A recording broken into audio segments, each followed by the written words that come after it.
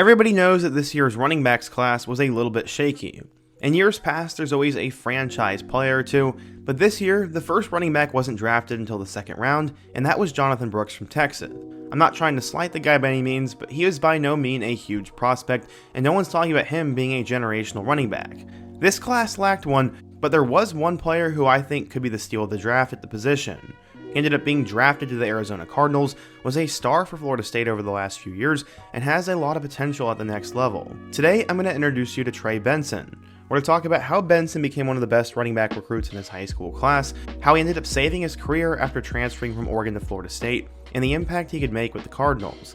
But before we get started, if you're a big fan of college football, be sure to subscribe to the channel, leave a like if you're going to support today's video, and let me know what player, team, topic, or situation I can cover next. Now let's get started and talk about the insane rise of Trey Benson. In order to understand how Trey got to this point, we first need to go back in time. Little did many people know, both Trey Benson and Dillon Johnson were on the same high school team. Dillon Johnson was drafted into the NFL and was most recently a superstar running back for the Washington Huskies. The two had a ton in common, as they ended up playing in the same backfield in high school and actually ended up growing up and being good friends. Many people don't know that both of them ended up going to Greenville St. Joseph High School in Mississippi, and they ended up going 13-0 on the year, and they won a state championship that fall. When asked about Dillon Johnson and Trey Benson potentially facing off in the college football playoff, his coach said, quote, "That's what we're hoping and praying for here in Greenville. Wouldn't it be something if two kids from the same small town who've been friends since Pee Wee Ball ended up playing against each other in the national championship? Yeah, this was pretty crazy." Going back in time, both of them grew up in Mississippi, and both played Little League football together and have been close friends since they were 10. But let's focus more on Trey Benson himself. After liking the running back spot, Benson eventually started out at O'Bannon High School, but later would reunite with Dillon at St. Joseph. Benson was a dual sport athlete before, as he played both basketball and football while he was at St. Joseph Catholic. Football was the main thing that would end up happening, and they would tear it up together while they were in the same backfield. Some argue they were the best running back duo in the nation, and his coach had this to say, quote, "We were blessed for sure. Both are great students and both are great people. Education comes first at this school, and they were both A+ students. They are both neat with the little kids who follow our program, and what they're doing is no surprise at all for those who saw them here." While at times Dillon Johnson played quarterback, Trey Benson was always a running back. The two of them combined for 54 touchdowns and averaged 48 points per game, and as I said, they were very unstoppable.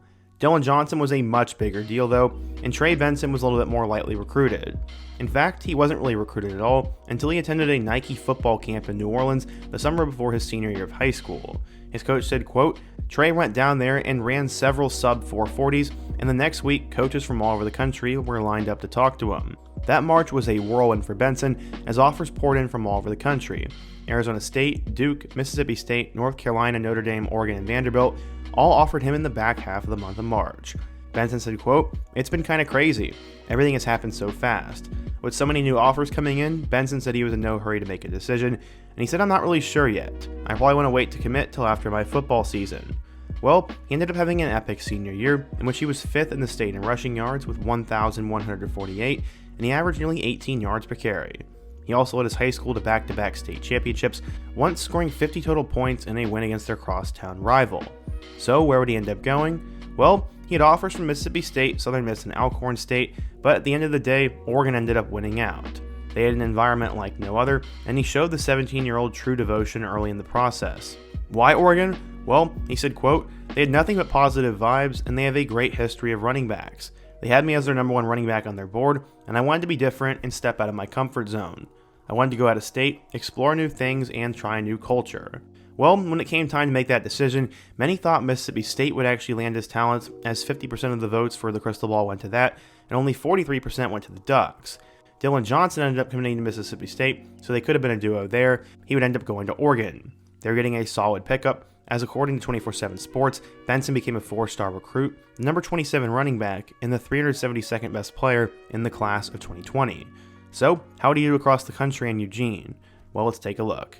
While Benson was a 4-star recruit, the Ducks running back room was loaded with blue chip talent, so no one was really buzzing about him by any means, and then he went under the radar even more, as he suffered a brutal knee injury during practice in December of his first year.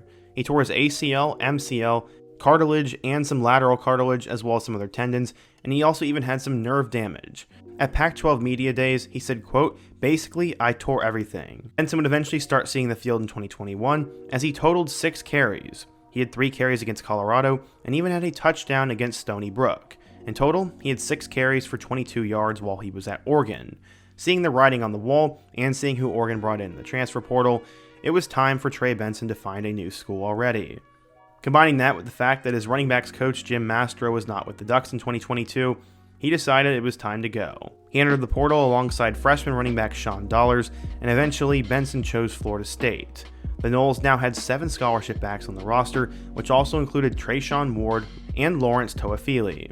Florida State would need to find a new number 1 option, as last year's leading rusher Jashawn Corbin had just recently declared for the NFL draft. Trey eventually started to get really comfortable in Florida State's offense and in their practice, and there was a funny story that started going around. When the running back sprinted down the field with the ball, one thing was always on his mind. He said, quote, "Run, Trey, run. Don't get caught and don't let anybody touch you. Once I get to the second level, my teammates used to call me Forrest Gump. Don't get caught, just run and hit your head on the goalpost." In 2022, Benson ended up having a really good year. In week 3 against Boston College, he had 2 touchdowns, and then towards the end of the year, he started to explode. At the end of October, he had over 100 yards against Georgia Tech, and that'd be the first of 3 straight 100-yard games. The following week, he had 128 yards and 2 touchdowns on the road against Miami, 163 yards against Syracuse, a touchdown against University of Louisiana, and then in his last game against Florida, he went crazy. He ended up running for 111 yards and 3 total touchdowns. This helped Florida State have a breakout season, and he'd play in the Cheez-It Bowl against Oklahoma. In that game, he ran for 25 yards, and Benson would finish the 2022 campaign with 990 yards, 9 touchdowns with a 6.4 yards per carry average. Many people were holding their breath after the season. Some thought he could declare for the 2023 NFL Draft, but he decided he would come back. Florida State had a ridiculous amount of hype in 2023, and he would end up living up to it.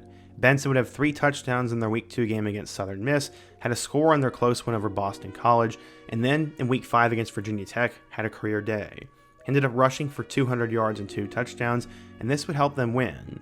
Towards the back half of the year, he'd once again go crazy, as he scored 8 touchdowns in his last 5 regular season games. 2 of those came in a close win over Miami, and then against Florida, he really needed to show out. Jordan Travis had just suffered a gruesome injury against North Alabama, so when Benson's number was called, he delivered with 3 touchdowns and a road victory over the Gators.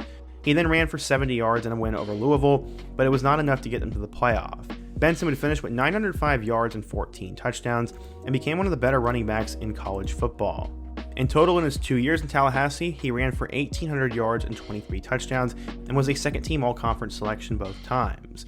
Going into the NFL Draft, he was seen as a big play threat due to his ability to break tackles and outrun the rest of the defense. His 4.39 40-yard dash at the Combine was the 3rd best by any running back, and he also showed it on the field last year, as he had an 85-yard running touchdown and an 80-yard receiving touchdown. One of the most important things a running back can do is protect the ball, and Trey Benson never struggled with turnovers. The NFL also likes backs who can run and catch, and Benson did that. To make him even more appealing, he didn't have that much production and that much wear and tear in college because Florida State always had a running back by committee. Yes, he did suffer that bad injury at Oregon, but that was a couple years ago, and it never really seemed to bother him while he was at Florida State. As I said, he never had over 20 carries in one game, so there'd be a lot left in the tank. Where would he end up going? Well, the Arizona Cardinals would take him with the 66th overall pick in the 3rd round, and many immediately saw this as a steal.